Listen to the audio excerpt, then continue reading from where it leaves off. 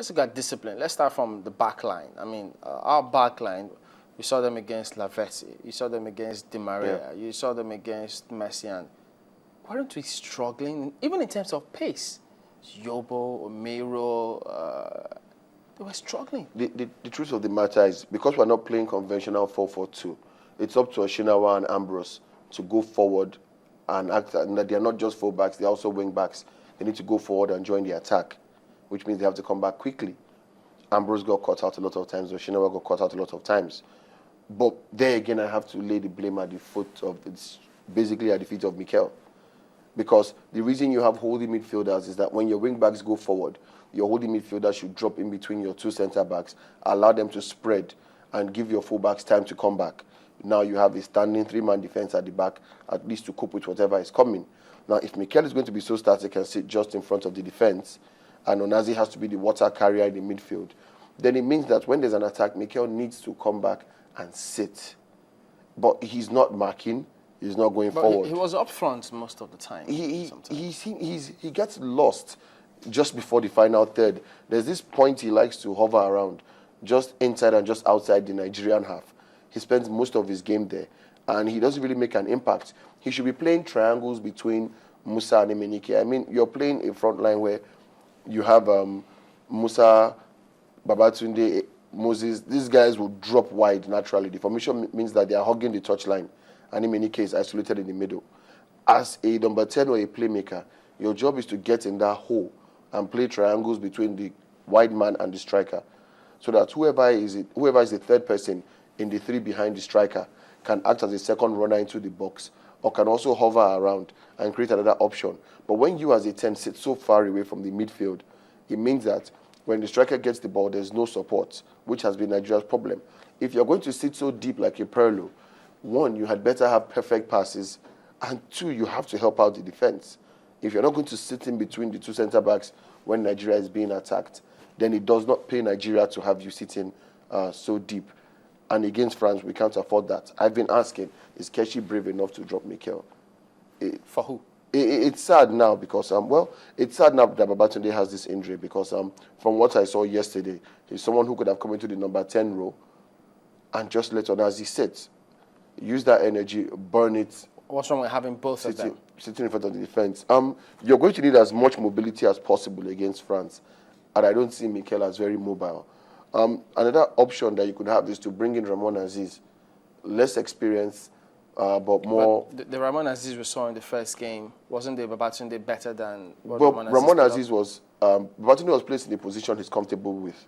Ramon Aziz was not. He's more inclined to hover in that place we want Mikel to be. But don't even put him there. Drop him and let Osazi play the number 10 position. Don't play a 4-2-3-1. Play a standard 4-3-3. And Osaze played that holding midfield role. Not the holding midfield now. Play a standard 4-3-3. You could even try it with Moses. I mean, he did do it for Wigan as an attacking midfielder, licensed to roam, and he excelled. It's when coaches started trying to put him at Chelsea and Liverpool in this conventional white-sided attacker that we began to see him lose form. Some players need to be given that liberty to roam. Put him to roam. Get two men to sit in front of your defense. Play a 4-3-3. Don't play a 4-2-3-1. Let's know that your wing forwards are your wing forwards. Let's know that your Ahmed Musas, your Sazis will be bombing into the box, not hugging the touchline. Let Ambrose and Oshinawa worry about how the crosses will happen.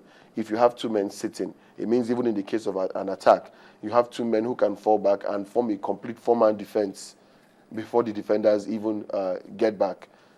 I think we should start thinking of doing different things like that if we're going to play France. When we been that sub, when Babatunde was injured, got substituted with Uchebo. Lots of questions. I think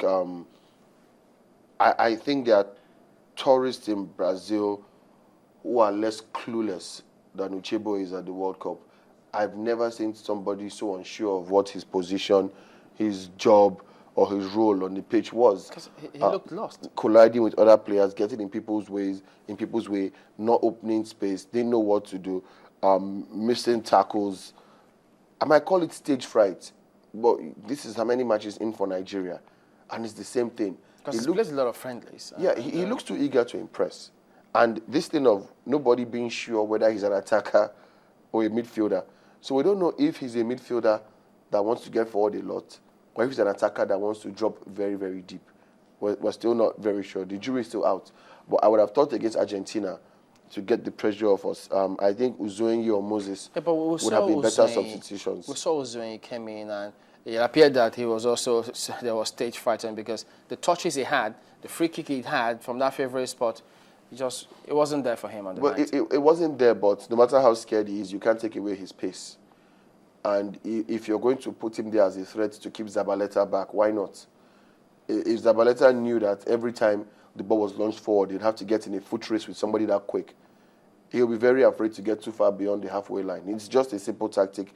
You know, it was 2-2, you need to keep Argentina back.